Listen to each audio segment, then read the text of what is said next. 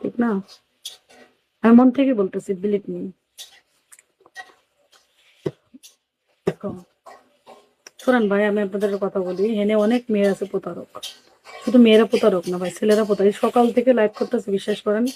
বললাম যে আমার একটা গ্যাস কিনে দেন, আমার গ্যাস নিয়ে আমি রাঁধতে পারছি না, বিশ্বাস করেন। সারাদিন আমি রাঁধতে নেবো, রাইস করে কোনো খাবার নেই, সারাদিন আমি না খেয়েছি।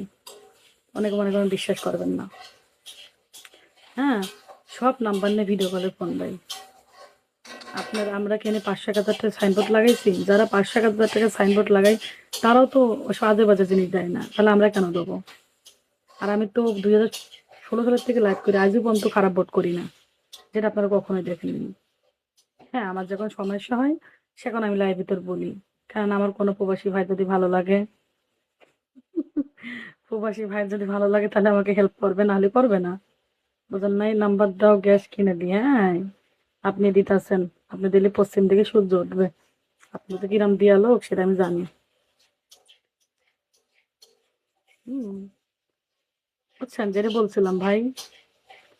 বুঝছেন, শুধু মেয়েরা বাটপার না ভাই, ছেলেরা বাটপার আছে। দেখেন, যারা ভালো হয় তারা ধোকা খায়, কারণ অধিকাংশ পোলারা ধোকা খায়, সেটা আমি মানি।